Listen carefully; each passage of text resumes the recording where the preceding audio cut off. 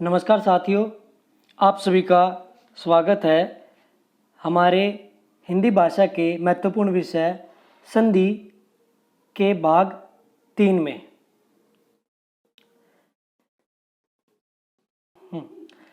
अपनी वीडियो को शुरू करने से पहले मैं आपके लिए एक संदेश लेके आया हूँ जो हम सभी को अपने जीवन में उतारना चाहिए ही चाहिए अगर हम में कुछ जज्बा है तो। वो इस प्रकार है, खुद ही को कर बुलंद इतना, खुदा बंदे से खुद पूछे, बता तेरी रजा क्या है। यानी अपने अंदर जो भी योग्यताएं है उसकी चरम सीमा तक पहुंच जाओ, फिर देखते हैं आपका लक्ष्य आपको कैसे नहीं मिलता। जैसे कि हम पहले देख ही चुके हैं, संधि के 2 भाग पहले ही आ चुके हैं जिसमें हमने आपको संधि से इंट्रोड्यूस करवाया था और स्वर संधि की थोड़ी विशेषताएं बताई थी। अब है संधि भाग 3, स्वर संधि। स्वर संधि के 5 भेद होते हैं। कितने भेद होते हैं? 5 भेद। इन 5 भेदों के नाम कुछ इन अक्षरों से शुरू होते हैं: दी, गु, व, य, अया। दी, गु, व, य, अया। सबसे पहले चलते हैं दी से बनी दीर्घ संधि। कौन सी संधि? दीर्घ संधि। जैसे कि नाम से ही पता लग रहा है कि कोई चीज इसमें दीर्घ होगी, तो आइए देखें क्या दीर्घ होगा। इस संधि को समझने से पहले सबसे पहले हम आप सभी अपनी कॉपी में ऐसे लिख सकते हैं: ए, आ, ई, उ, ऊ, री, ए, आई, ओ, औ। बिल्कुल ऐसे ही लिख दे, क्योंकि इससे संधि के सभी भाग इसी तरीके से मैं आपको समझाने वाला हूँ। सबसे पहले ए, आ, ई, उ, ऊ। देखो, दीर्घ संधि इन 6 वर्णों पर ही बेस्ड है। वो कैसे? ए, आ मिलकर बनता है आ, यानी आगे छोटा ए हो, पीछे आ हो, या आगे आ हो, पीछे ए हो, या दोनों आ हो या दोनों ए हो, लेकिन मिलके बनेगा क्या? आ।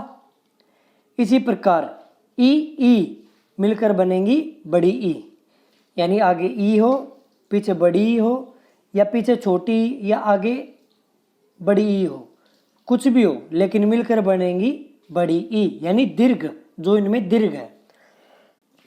इसके बाद ऊ और ऊ मिलकर बनेंगे बड़ा ऊ, चाहे आगे छोटा ऊ हो, चाहे आगे बड़ा ऊ हो, या दोनों अक्षर, दोनों वर्ण सेम हो। आइए इनको एक तरीके से और जानते हैं। आ जमा आ तो आ, ठीक है। इनमें से आगे पीछे कुछ भी हो, लेकिन बनेगा क्या? आ। एक उदाहरण लेते हैं इसी से संबंधित। राम जमा अवतार। राम जमा अवतार क्या बन गया? रामा अवतार। देखो, राम में आ सम्मिलित है। आगे मैं थोड़ा आपको वर्ण विन्यास के बारे में बताने वाला हूँ, उसमें आपको समझ में आएगा कि राम में जो म है उसमें आ कैसे सम्मिलित है। तो राम में म में आ है, वो आ, जमा अवतार में जो शुरुआत में आ है वो आ मिलके बन गया आ, तो रामावतार बन गया। इसी प्रकार विद्या जमा अर्थी। विद्या का आ जमा अर्थी का ए क्या बन गया? बड़ा आ, या आ, विद्यार्थी। आ। अब आपको आ समझ में आया। अब इसी में एक अलग से जानकारी और देना चाहूँगा। कई बार क्या होती है, वर्तनी में आते हैं कि शुद्ध और अशुद्ध पहचानिए तो उसमें विद्यालय को देखिए। हम में से क्या करते हैं, ज़्यादातर साथी विद्यालय को इसी प्रकार लिखते हैं, क्योंकि ऐसे जल्दबाजी में ऐसे ही लिखा भी जाता है कई बार, लेकिन ये गलत है। इसका सही स्वरूप है या तो ऐसे विद्यालय लिखा जाए या ऐसे विद्यालय लिखा जाए, क्योंकि देखो मैं ऊपर बता चुका हूँ कि विद्या कैसे बनता है, विद्या कैसे लिखा जाता है, तो वैसे ही विद्या इसमें लिखा है और साथ में अल्य का आल्य है तो विद्यालय बन गया। और जो बाद वाला विद्यालय है इसमें द और य मिक्स है, इसलिए इसकी ये आकृति बनाई जाती है और ये विद्यालय बन गया। आइए थोड़ा वर्ण विन्यास के बारे में जानते हैं। अगर जिस भाई को इस चीज़ के समझने में तकलीफ हो रही है कि राम में जो माँ है उसमें ए कैसे है, तो थोड़ा सा आपको हिंट दे देता हूँ। बाकी इसके बारे में पूरी जानकारी आगे आने वाली वीडियो में आपको दे दी जाएगी।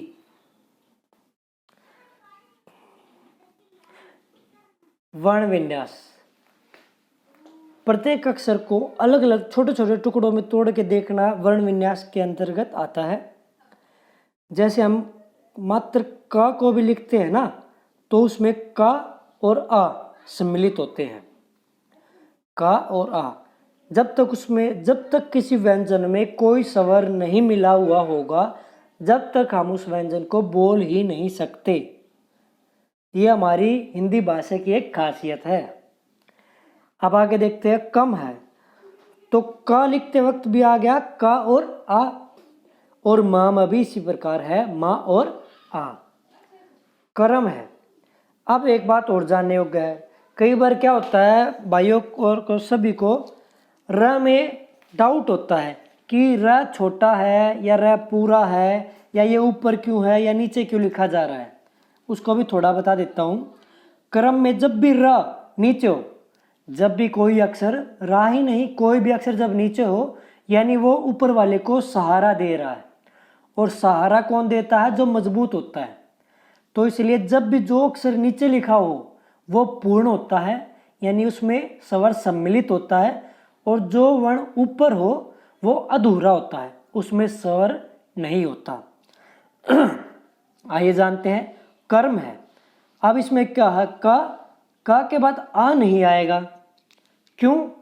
क्योंकि इसमें स्वर नहीं है, इसको र ने सहारा दिया है, इसलिए का के बाद हलंत लगा के ऐसे ही छोड़ देंगे, वो अधूरा रह जाएगा। ठीक है, का जमा रा।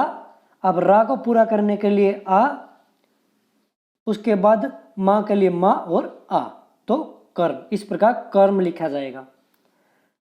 अब एक कर्म और देखते हैं, कार्य वाला कर्म। इसमें देखो, अब इसमें रा ऊपर है। कहाँ है रा? माँ के ऊपर है। तो इसको कैसे लिखेंगे? देखो, क तो पूरा है, उसको कोई सहारे दिए हुए नहीं है, तो का और आ, ये तो होगा का पूरा। अब रा अधूरा लिखा जाएगा, उसके बाद कोई भी स्वर नहीं आएगा, क्योंकि माँ उसको सहारा दिए हुए है। तो रा ऐसे लिख देंगे हलंत लगा के, उसके बाद कोई स्वर नहीं लिखा जाएगा। फिर माँ पूरा है तो माँ और आ। उम्मीद करता हूँ थोड़ी सी आपकी इस चीज़ में सहायता हुई होगी। बाकी आगे जब कभी वीडियो इसके बारे में डाली जाएगी तो आपको पूरी जानकारी दे दी जाएगी।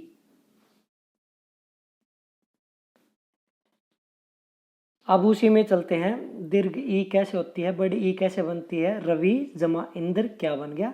रविंद्र। देख ले, आप देख सकते हैं छोटी ई की मात्रा और छोटी ई, इंद्र वाले ई में मात्रा जो है मिलकर रविंद्र की बड़ी मात्रा बन गई, बड़ी ई। इसी प्रकार रजनी जमा ईस, रजनीश, ये है दीर्घ ई। अब एक बात और जानने योग्य है, कई बार क्या होता है हमें इस प्रकार दे दिया जाएगा कि रजनीश लिखा हुआ है, उसका सही से विन्यास देखो कौन सा उसमें ठीक है। तो रजनी पर कई बार छोटी की मात्रा लगा के दे देंगे, भाई रजनी जमाइश, कई बार ई छोटा ही होगा इस वाला। तो हमें अगर आपको संधि में बेहतरीन तरीके से परफॉर्मेंस दिखानी है तो आपके लिए बहुत ज़रूरी है कि आपको शब्दों का ज्ञान हो, आपको पता हो कि ईस कैसे लिखा जाता है और रजनी कैसे लिखा जाता है। ठीक है, इसी प्रकार देखो मात्राओं से संबंधित एक छोटा सा नोट और लेके आया हूँ आपके लिए। इसमें और बताया गया है।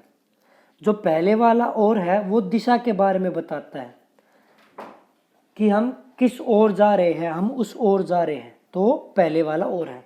और जो बाद वाला और है वो अलावा को दर्शाता है कि जैसे नवीन और परवीन आज घूमने जाएंगे। ठीक है, तो तो और यानी मात्रा का बहुत ज़्यादा असर देखने को मिलता है, बहुत ज़्यादा प्रभाव देखने को मिलता है।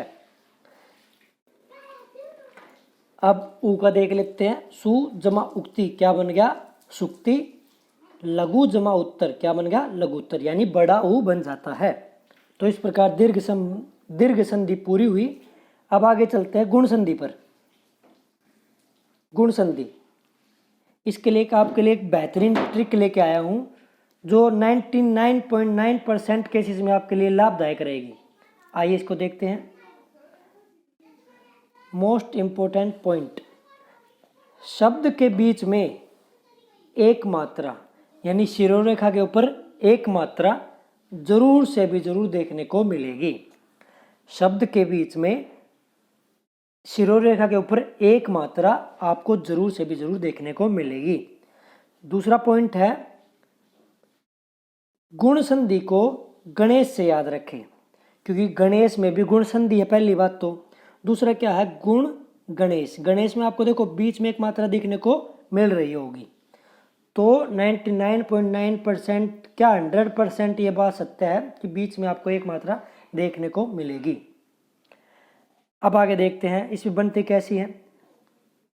जैसा मैंने आपको पहले ही बताया था कि अ आ इ ई उ ऊ री ए आई ओ औ, इनको ऐसे ही लिख ले। दूसरी तरह की उसी से दूसरी तरह की संधि अब आपको समझाई जा रही है। गुण संधि, अब देखो आ और आप आपस में मिल गए थे, ई भी आपस में मिल गए थे, लेकिन अब ये एक दूसरे से अलग अलग भी मिलेंगे। देखो आ और आ अगर ई और ई के साथ मिल जाए तो ए बन जाते हैं। आ और आ ई और ई के साथ मिल जाए तो ए बन जाते हैं। और अगर आ और आ ऊ और ऊ के साथ मिल जाए तो ओ बन जाते हैं। क्या बन जाते हैं? ओ। आ और आ ऊ और ऊ के साथ मिल जाए तो ओ बन जाते हैं। साथ ही एक छोटा सा और पॉइंट है इसमें, लेकिन वो बहुत कम देखने को मिलता है। अगर आ और आ री के साथ मिल जाए तो अर बन जाते हैं। इस तरीके की संधि बहुत ही कम पूछने को मिलती है, लेकिन आइए इसको भी समझते हैं। आ और आ ई और ई के साथ मिल जाए तो ए बन जाते हैं। देखो ऊपर एक मात्रा आपको देखने को मिलेगी। आ और आ ऊ और ऊ के साथ मिल जाए तो ओ बन जाते हैं। इसमें भी ऊपर आपको एक मात्रा देखने को मिलेगी शिरोरेखा के ऊपर। आ और आ री के साथ मिल जाए तो अर बन जाते हैं। ऊपर भी मात्रा है लेकिन दूसरी तरफ फेस है।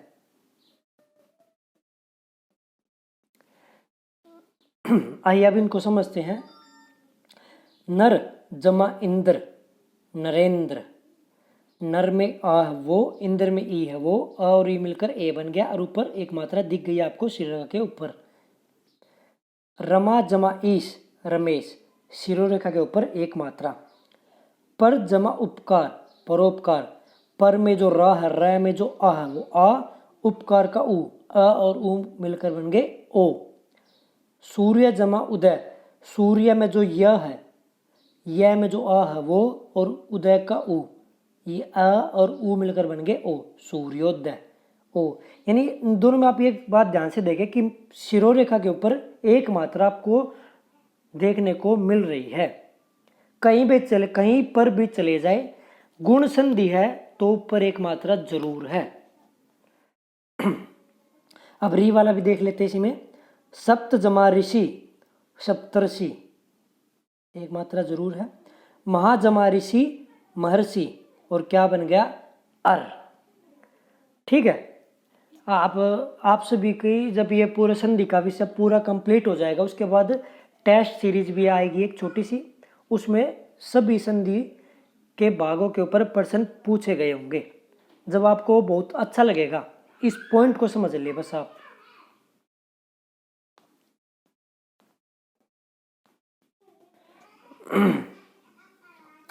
तीसरी संधि है इसमें वृद्धि संधि। देखो वृद्धि कैसे लिखेंगे? ऐसे द, देखो मैं आपको पहले ही बता चुका हूं, जो नीचे होता है स्वर वो बड़ा होता है, ऊपर वाला स्वर छोटा होता है। तो वृद्धि में जो द है, द के नीचे ध है, तो द छोटा है जिसके लिए आगे हमने हलंत लगा दिया। और द धा वो बड़ा है, उसके ऊपर ई की मात्रा है। इसके लिए भी एक शॉर्ट ट्रिक लेके आया हूं आपके लिए। मोस्ट इंपॉर्टेंट पॉइंट, शब्द के बीच में शिरोरेखा के ऊपर दो मात्रा देखने को मिलेगी। आई रिपीट, शब्द के बीच में शिरोरेखा के ऊपर दो मात्रा देखने को मिलेगी। आइए जानते हैं। अब ये उसी फॉर्मेट में आपने तैयार कर लेना है। आ ई ई उ री ए आई ओ औ, और फिर उन्हीं में जोड़ेंगे। आ और आ मिलकर ए या ऐ हो तो आई बनेंगे, यानी जो बड़ा है जिसमें वृद्धि है वो बनेगा। आ और आ मिलकर ए और आई हो तो आई बनेंगे, यानी बड़े वाला बनेगा। सेकंड है आ और आ मिलकर अगर ओ और औ हो तो बड़े वाला बनेगा। अब देखो, आ आपस में जुड़ लिए, आ ई के साथ जुड़ लिए, आ उ के साथ जुड़ चुके हैं, आ री के साथ भी जुड़ चुके हैं। तो अब इस संधि में आपको जुड़ना ही था आ को ए आई और ओ औ के साथ, और शिरोरेखा के ऊपर दो मात्रा अवश्य से भी अवश्य देखने को मिलेंगी। जैसे अब इनको समझते हैं। सदा जमा एव, सदैव, सदा में आ है वो आ, एव का ए, आ और ए बन के आई, सदैव। वन जमा औषधि, वनौषधि, यानी शिरोरेखा के ऊपर दो मात्रा इसमें भी है, इसमें भी है। दंत जमा ओष्ट, दंतोष्ट, शिरोरेखा के ऊपर दो मात्राएं। मत जमा एक, मतैक्य। ठीक है, तो ये बात आपने जान ली। दीर्घ संधि में आ ई बड़ा हो जाता है। गुण संधि में गुण गणेश के ऊपर यानी शिरोरेखा के ऊपर एक मात्रा। वृद्धि संधि में शिरोरेखा के ऊपर दो मात्रा। इस प्रकार हमारा संधि भाग 3 खत्म हुआ। आप आशा है कि आपको ज़्यादा से ज़्यादा जानकारी देने में हम सफल रहे होंगे। इसका अगला पार्ट हम जल्दी आपके लिए लेके आएंगे। धन्यवाद।